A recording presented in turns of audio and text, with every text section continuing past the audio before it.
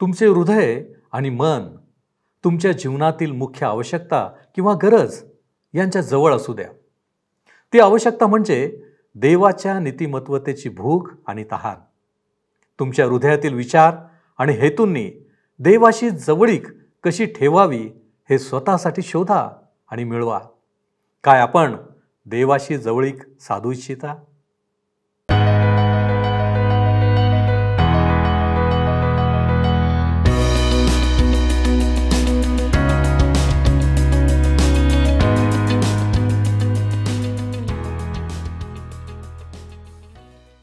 उपस्थित सर्व बंधू आणि भगिनींनो, उपासना कार्यक्रमामध्ये आपले हार्दिक स्वागत. प्रियांनो, आपण अनुवाद या जुन्या करारातील पुस्तकाचा अभ्यास या दिवसात करीत आहोत. आजच्या अध्ययनात आपण परमेश्वराने इस्रायल लोकांना नेमून दिलेल्या सणांविषयी पाहणार आहोत. त्यांनी ते कधी पाळावेत, त्यावेळेस काय काय करावे याविषयीची माहिती आहे. तसेच न्यायदानाच्या पद्धतीमध्ये कोणते नियम पाळावेत आणि शेवटी परमेश्वर जो राजा निवडील त्यालाच राजा करावे इत्यादी गोष्टी आपण पाहणार आहोत. तर मग चला प्रियांनो, आपण आपल्या अध्ययनाची सुरुवात करूया. श्रोत्यांनो, मागच्या कार्यक्रमात आपण पाहिले की मानवाच्या जीवनात ज्या काही समस्या आहेत त्या सर्व मानवाच्या पापी स्वभावामुळे आहेत आणि ह्या समस्या कुठल्याही प्रयत्नांनी किंवा उपायांनी दूर होऊ शकत नाहीत. समाजामध्ये आम्ही कितीही सुधारणा करण्याचा प्रयत्न केला तरी समाजामध्ये आम्ही स्वप्रयत्नांनी स्वपरिश्रमाने काही सुधारणा करू शकत नाही. वरवर जरी श्रोत्यांनो आम्हाला वाटतं की सुधारणा होत आहे तरी मुळाशी समस्या तशाच राहतात. परमेश्वराला मानवाच्या पतित दशेची पूर्ण जाणीव आहे आणि म्हणूनच त्याने बरेचसे नियम आणि विधी इस्रायली लोकांना लावून दिले होते. परंतु आम्ही पाहिलं श्रोत्यांनो की मानवाने नेहमीच परमेश्वराच्या आज्ञा मोडल्यात, त्या आज्ञांचा अव्हेर केला आणि आपल्या पापी वृत्तीमुळे तो परमेश्वराच्या आशीर्वादांपासून नेहमीच वंचित राहिला. इतके होऊनही परमेश्वराने मानवाला सोडले नाही, त्याला धिक्कारले नाही, परंतु त्याला वाचवण्याकरिता स्वतःच पुढाकार घेतला. स्वतःच्या एकुलत्या एक पुत्राला त्याने ह्या जगात पाठविले आणि तारणाचा मार्ग मानवजातीकरिता उघडला. ह्या अध्यायात अर्थात 16व्या अध्यायात आपण इस्रायल लोकांना जे 3 प्रमुख सण पाळण्याविषयी परमेश्वराने आदेश दिला होता त्या सणांविषयी पाहणार आहोत. 16वा अध्याय पहिली 2 वचने वाचूया. अबीब महिना पाळून आपला देव परमेश्वर ह्याच्या प्रित्यर्थ वल्हांडण सण कर, कारण अबीब महिन्यातच तुझा देव परमेश्वर ह्याने तुला मिस्र देशातून रात्रीच्या वेळी बाहेर आणले. परमेश्वर आपल्या नावाच्या निवासासाठी जे स्थान निवडील तेथे आपला देव परमेश्वर ह्याच्यासाठी शेरडे, मेंढरे आणि गाई बैल ह्यातून वल्हांडणाचा यज्ञपशू अर्पावा. श्रोत्यांनो, वल्हांडण सणाची सुरुवात इस्रायल लोकांची मिस्र देशातून परमेश्वराने केलेली सुटका ह्याच्या स्मरणार्थ आणि परमेश्वराने त्यांना स्वतःची प्रजा म्हणून स्वीकारले होते ह्या गोष्टीच्या स्मरणार्थ झाली होती. ह्या सणामुळे राष्ट्राचे परमेश्वराशी एक नवीन नाते निर्माण झाले होते.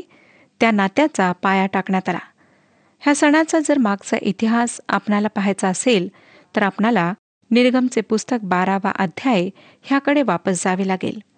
इस्रायली लोक मिस्र देशात गुलामीत होते. परमेश्वराने ह्या लोकांना मिस्र देशातून बाहेर आणण्याकरिता तसेच जो देश त्यांना देण्याचे त्याने वचन दिले होते त्या देशात त्यांना नेण्याकरिता मोशेची निवड केली होती.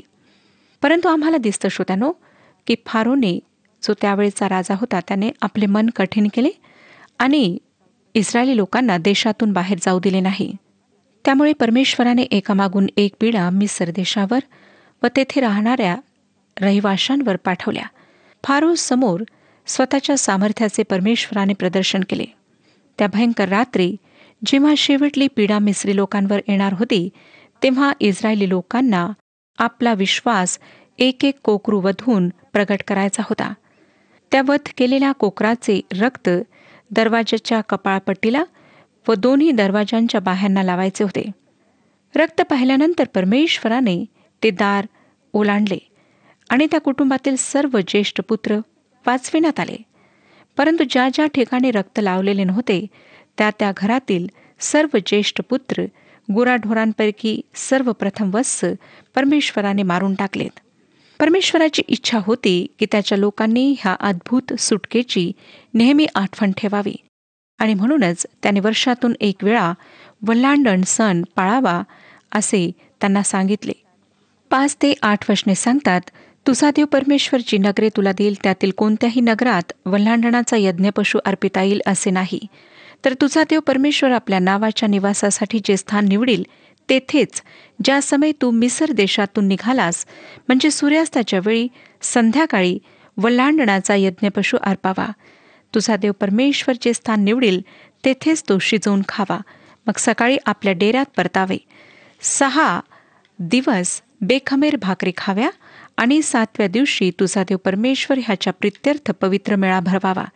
त्या दिवशी कोणतेही कामकाज करू नये. श्रोत्यानो, हा वल्हांडण सण होता जो एकाच ठिकाणी पाळण्यात येत होता आणि ते ठिकाण येरुशलेममध्ये होते. इस्रायलमधल्या सर्व पुरुषांनी ह्यावेळी येरुशलेमात जावे असे सांगण्यात आले होते. त्या ठिकाणी स्त्रिया, मुले, बाळे ह्यांचा उल्लेख करण्यात आलेला नाही, परंतु पुरुषांचा आहे. नंतर 9 ते 11 वचने पहा काय सांगतात. तू 7 सप्ताह मोज, उभ्या पिकाला विळा लाविल्यापासून 7 सप्ताह मोज. मग तुझा देव परमेश्वर ह्याने तुला समृद्ध केले असेल त्या मानाने त्याला तुझ्या हातचा संतोषाचा बली अर्पून तुझा देव परमेश्वर ह्याच्या प्रित्यर्थ सप्ताहांचा सण पाळ. तुझा देव परमेश्वर आपल्या नावाच्या निवासासाठी जे स्थान निवडील तेथे आपला मुलगा व मुलगी, दास व दासी आणि तुझ्या गावातला लेवी आणि तुमच्यामध्ये असलेले उपरी, अनाथ व विधवा ह्यांच्याबरोबर आपला देव परमेश्वर ह्याच्या समोर आनंद कर. वल्हांडण सणानंतर त्यांना 7 सप्तकांची गिनती करण्यास सांगण्यात आले होते.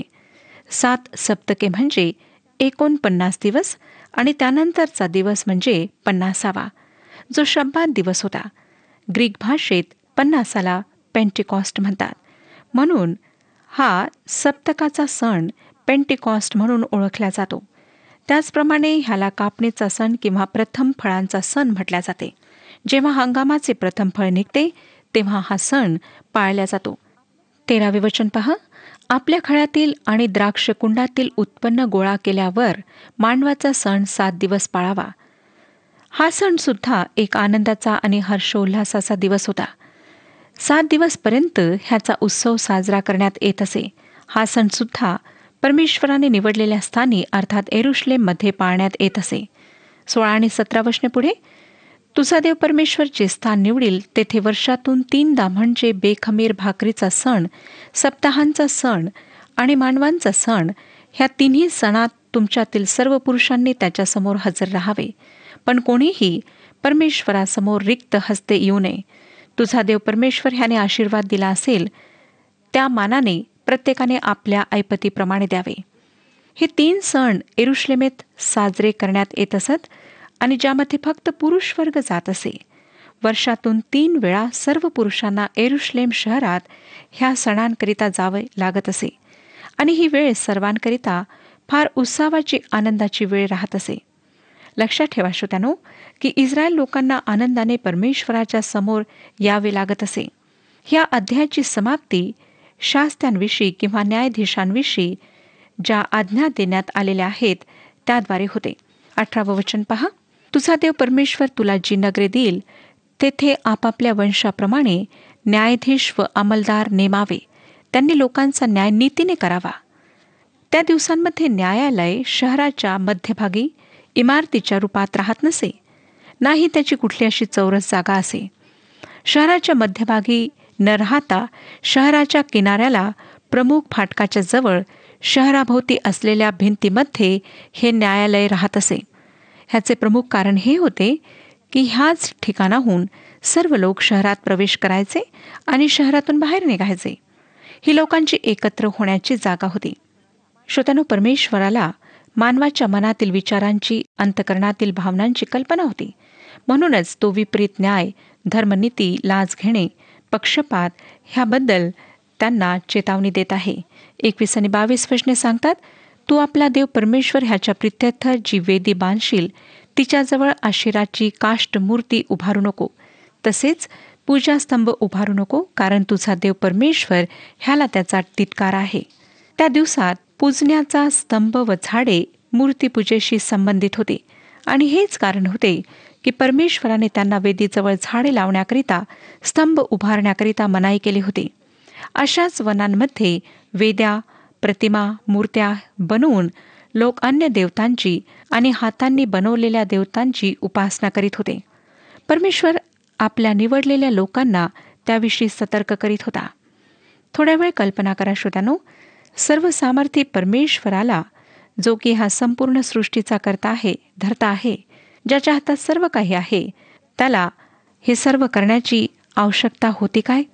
विचार करून उत्तर द्याल तर हेच उत्तर मिळेल की खरंच परमेश्वराला हे सर्व करण्याची मुळीच आवश्यकता नव्हती. त्याने मनुष्याला सर्वात उत्तम बनवले, स्वहस्ताने रचले, बऱ्या वाईटाचे ज्ञान दिले, बुद्धी दिली, स्वातंत्र्य दिले, सृष्टीवर अधिकार दिला आणि इतके सगळे करूनही मनुष्याने परमेश्वराशी विश्वासघात केला. पाहिजे तर परमेश्वर मानवाला नाश करू शकत होता, परंतु त्याने तसे केले नाही. का? कारण तो मानवावर प्रेम करतो. मनुष्याची उत्पत्ती करण्यामागे त्याचा एक महान उद्देश होता. इस्रायल लोकांनी पावलोपावली परमेश्वराला दोष दिला, कुरकुर केली, मनमानी केली, त्याच्या आज्ञा तोडल्यात. परमेश्वर त्यांना नाश करू शकत होता, परंतु त्याने त्यांना वाचवले आणि आज सुद्धा तो आमच्यावर प्रीती करतो. म्हणून श्रोतांनो, तो आम्हाला आमच्या सर्व पापांपासून सोडवतो. त्याने आमच्याकरिता स्वर्गाचं द्वार उघडलेलं आहे आणि आज त्याची इच्छा आहे की आम्ही त्याच्याजवळ यावे आणि जी योजना त्याने आमच्याकरिता केलेली आहे ती आम्ही समजून घ्यावी.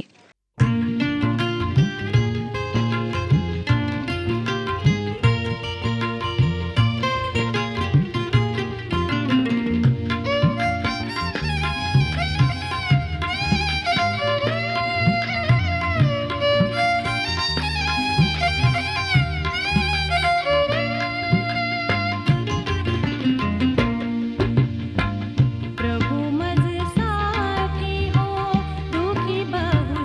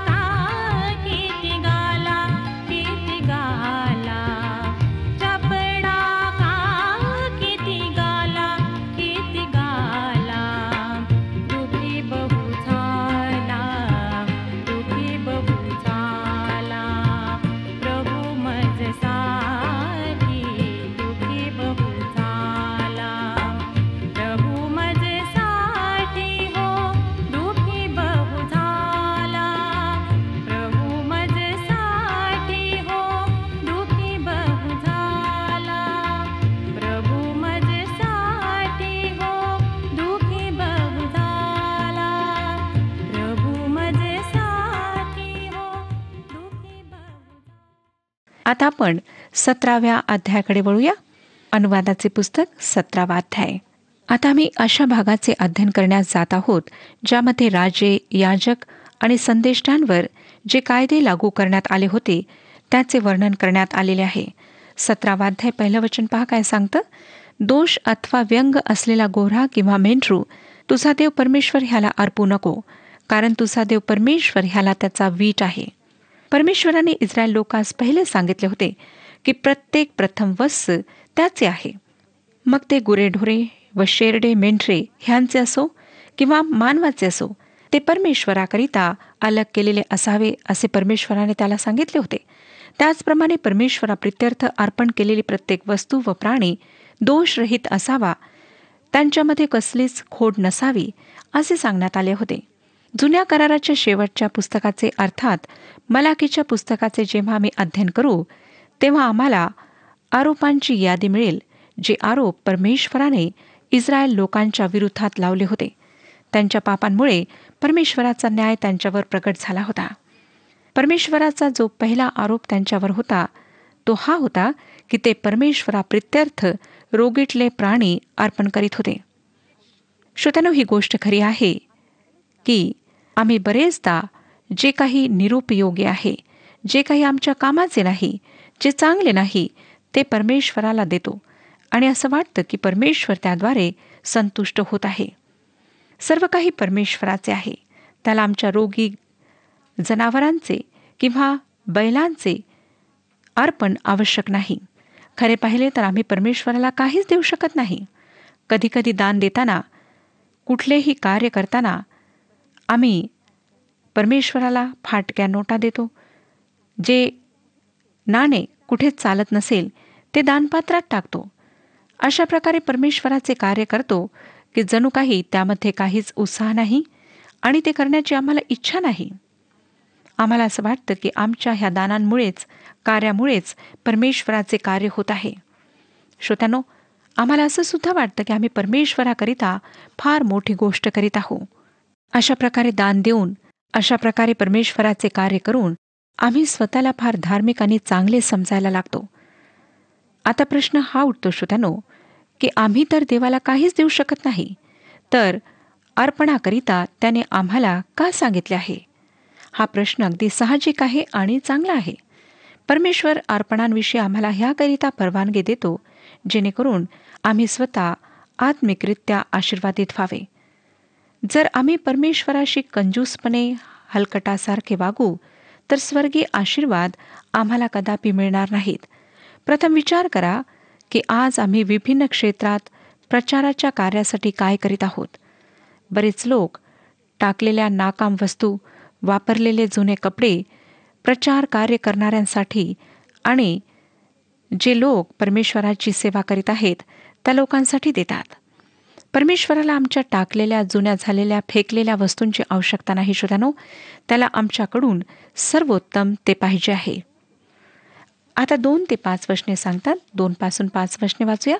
तुझा देव परमेश्वर ह्याने तुला दिलेल्या नगरात कोणी पुरुष अथवा स्त्री तुझा देव परमेश्वर ह्याचा करार मोडून त्याच्या दृष्टीने काही दुष्कृत्य करीताना आढळून आले, म्हणजे माझ्या आज्ञांचे उल्लंघन करून अन्य देवांची अथवा सूर्य, चंद्र किंवा आकाशातील तारांगण ह्यांची सेवा व पूजा करू लागले, आणि हे तुला कोणी सांगितल्यावरून तुझ्या कानावर आले, तर त्याची कसून चौकशी कर. आणि ते खरे ठरून इस्रायल लोकात असले अमंगळ कृत्य घडल्याची तुझी खात्री झाली, तर ज्या पुरुषाने अथवा ज्या स्त्रीने हे दुष्कृत्य केले असेल त्या पुरुषाला अथवा त्या स्त्रीला वेशीत आण आणि त्या व्यक्तीला मरेपर्यंत दगडमार कर. मूर्तीपूजा, स्वनिर्मित वस्तूंची उपासना ह्या विरोधात हा एक परिपूर्ण नियम आहे. ह्यावरून आणि दुसरे जे उदाहरण आम्हाला देण्यात आले आहे त्यावरून माझी अशी पूर्ण खात्री आहे श्रोत्यानो की 10 आज्ञांपैकी एका आज्ञेला सुद्धा मोडल्याबद्दल, तिचे उल्लंघन करण्याबद्दल देहांत शिक्षा, प्राणदंडाची शिक्षा ठरविण्यात आली होती. आज आम्ही इतके प्रेमळ बनले आहोत, इतके सुधारले आहोत की आमच्या समाजामध्ये मृत्यूदंडापासून आमची सुटका झाली आहे. फारच क्वचित आम्हाला असं ऐकायला मिळतं की कोणाला मृत्यूदंडाची शिक्षा मिळाली आहे. श्रोत्यानो, आपल्या लक्षात आले असेल की परमेश्वर ह्या ठिकाणी स्पष्ट करतो की त्या दिवसात जी संस्कृती होती त्यामध्ये मूर्तिपूजा ही सर्वसाधारण होती. ह्या लोकांनी निर्माणकर्त्याला सोडून, सृष्टीकर्त्याला सोडून, त्याची जी निर्मिती होती, जी सृष्टी होती, त्याची उपासना करणे, प्राण्यांची उपासना करणे सुरू केले. हे सर्व कुठे सुरू झाले? मला वाटतं की ह्याची सुरुवात बाबेलच्या बुरुजापासून झाली. बाबेलचा बुरुज जे लोक परमेश्वराच्या विरुद्धात होते त्यांच्याकरिता एकत्रित होण्याची एक जागा होती. का? कारण परमेश्वराने जलप्रलय पाठविला होता आणि त्यामुळे आता ते सूर्याची उपासना करणार होते. कारण त्यांच्या समजुतीप्रमाणे सूर्याने कधीच जलप्रलय पाठविला नाही. सगळ्यात नवलाची गोष्ट म्हणजे ह्या लोकांना हेच माहीत नव्हते की स्वतः सूर्यच पाण्याला वाफेच्या रूपात वर नेणार आहे. ढग आकाशात इकडे तिकडे वाऱ्याने फेकल्या जातात आणि पाऊस पडतो. त्या काळची मूर्तिपूजा बिनचूक नव्हती, नाही त्यांचे विज्ञान अचूक होते. इतकेच नाही, परंतु आमच्या काळात सुद्धा जे विज्ञान आहे ते तंतोतंत अचूक नाही. आज जगातले कित्येक लोक समजतात की मानवाची बुद्धी व ज्ञान अचूक आहे, तंतोतंत आहे. आम्हाला माहीत आहे श्रोत्यानो की पूर्वीच्या काळात सुद्धा हे चुकीचे होते आणि आता सुद्धा चुकीचे आहे. 6वं वचन पहा. ज्याला जीवे मारावयाचे असेल त्याला 2 अथवा 3 साक्षीदारांच्या साक्षीवरून जीवे मारावे. एकाच साक्षीदाराच्या साक्षीवरून त्याला जीवे मारू नये. किती काळजीपूर्वकरित्या परमेश्वर निर्दोष आणि निरपराधी लोकांचे रक्षण करतो ते लक्षात घ्या. परमेश्वर आपल्या व्यवहारात फारच न्यायी आहे. ईश्वर सत्ताक राज्य पद्धतीत इस्रायल लोक आपले गाराने याजक किंवा शासकांकडे घेऊन जात. हे याजक व शासक परमेश्वराद्वारे नेमल्या जात असत. नंतर 8वं वचन पहा. तुझ्या गावात रक्तपात किंवा मारहाण ह्या बाबतीत वाद उपस्थित होऊन त्याचा निर्णय करणे तुझ्या आवाक्याबाहेर असले तर लगेच तुझा देव परमेश्वर ह्याने निवडलेल्या स्थानी जा. जर 2 व्यक्ती महत्त्वाच्या मुद्द्यांवर सहमत होत नसतील तर ती समस्या कशी सोडवावी? दोन्ही पक्ष आपापल्या परीने आपला मुद्दा बरोबर मांडत आहेत तर त्या समस्येचा निकाल कसा लावावा? ह्या बाबतीत परमेश्वराने त्यांना 9 ते 11 वचनांमध्ये काय सांगितले पहा. आणि लेवीय याजक व त्यावेळेचा शास्ता ह्यांचा सल्ला घे, ते त्या वादाचा निर्णय सांगतील. परमेश्वराने निवडलेल्या स्थानी तुला सांगितलेल्या निर्णयाप्रमाणे तू निकाल दे आणि ते ज्या काही सूचना तुला देतील त्या काळजीपूर्वक अंमलात आण. तुला ज्या सूचना ते देतील आणि जो निर्णय तुला सांगतील तो अंमलात आण. त्यांनी तुला सांगितलेल्या निर्णयापासून उजवी डावीकडे वळू नको. श्रोत्यानो, परमेश्वराने जे नियम व विधी दिले होते त्यामध्ये सर्व परिस्थिती व मतभेदांचा निर्णय होण्याची व्यवस्था नव्हती. तेव्हा अशा बाबी याजकाकडे नेल्या जात असत आणि याजक जो निकाल देईल त्या निकालाचे त्यांना पालन करावे लागत असे. आता 16 आणि 17 वचने पहा काय सांगतात. मात्र त्याने फार घोडे बाळगू नयेत. घोडदळ वाढविण्यासाठी लोकांना मिसर देशाकडे पुन्हा धाव घेण्यास लावू नये, कारण त्या मार्गाने जाऊ नये असे परमेश्वराने तुम्हाला सांगितलेच आहे.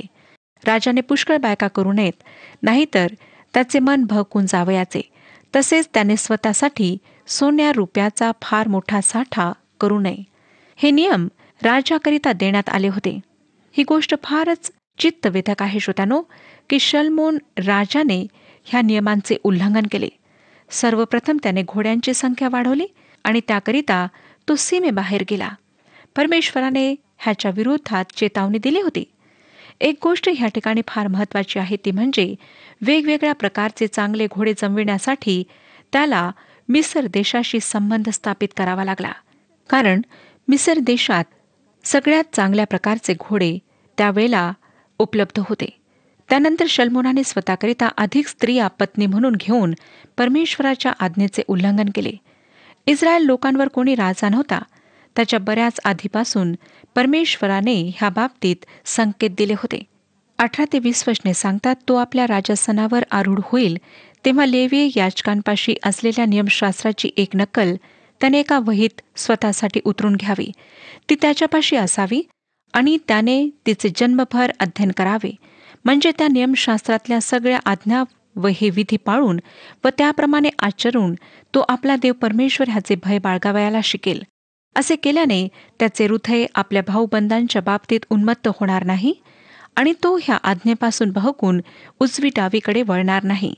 तसेच तो व त्याचे वंशज इस्रायल लोकांमध्ये चिरकाल राज्य करतील. श्रोत्यानो, राजा परमेश्वराच्या वचनाचे पालन करणारा, त्याप्रमाणे चालणारा असावा. त्याच्याजवळ त्या नियमशास्त्राची एक व्यक्तिगत नकल असावी आणि त्याने त्याचे जन्मभर अध्ययन करावे, पालन करावे असे परमेश्वराने सांगितले होते. किती स्पष्ट रीतीने परमेश्वराने सर्व नियम समजावले होते. परंतु आम्हाला दिसतं की लोकांनी मनात येईल तसे वागण्यास आणि करण्यास सुरुवात केली. आज सुद्धा परमेश्वराचं वचन आमच्याजवळ आहे, परंतु लोक जसे त्यांच्या मनात येईल तसे वागतात आणि परमेश्वराच्या विरुद्ध वागतात, त्याच्यापासून दूर जातात, पापामध्ये फसतात. म्हणून आम्हाला परमेश्वर वारंवार चेतावणी देतो. आम्हाला अनेक प्रसंगातून नेतो, अनेक अनुभव येऊ देतो, जेणेकरून आम्ही आमच्या पापांबद्दल पश्चाताप करावा, परमेश्वराकडे वापस परतावे. श्रोत्यानो, तो आज तुमच्यातील प्रत्येकावर प्रीती करतो. त्याची हीच इच्छा आहे की तुमचा नाश होऊ नये, तर तुम्हाला सार्वकालिक जीवन जे फक्त येशू ख्रिस्तामध्ये आहे ते प्राप्त व्हावे. काय आज आपण आपल्या पापांबद्दल पश्चाताप करण्यास तयार आहात? येशू ख्रिस्तावर विश्वास ठेवा, त्याला आपला तारणारा स्वीकारा आणि आपल्या पापांपासून मुक्ती प्राप्त करून घ्या. इतकेच नाही, परंतु आपले सार्वकालिक जीवन परमेश्वरासोबत व्यतीत करण्याकरिता आजच आश्वासन प्राप्त करून घ्या. परमेश्वर आपणा सर्वांस आशीर्वाद देवो. हा कार्यक्रम आपणास आवडला काय? आता आम्हाला एक मिस कॉल करा आणि आपण पुढील विजेता होऊ शकता.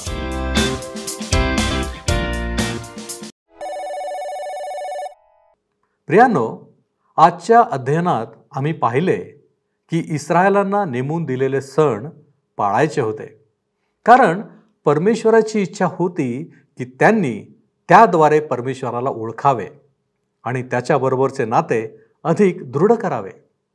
लक्षात घ्या प्रियांनो, की आमचे प्रत्येक आज्ञा पालन हे आमच्यासाठी आशीर्वाद तर आहेतच, पण त्याबरोबरच आम्ही देवाबरोबरचे आमचे नाते दृढ करणारे होतो.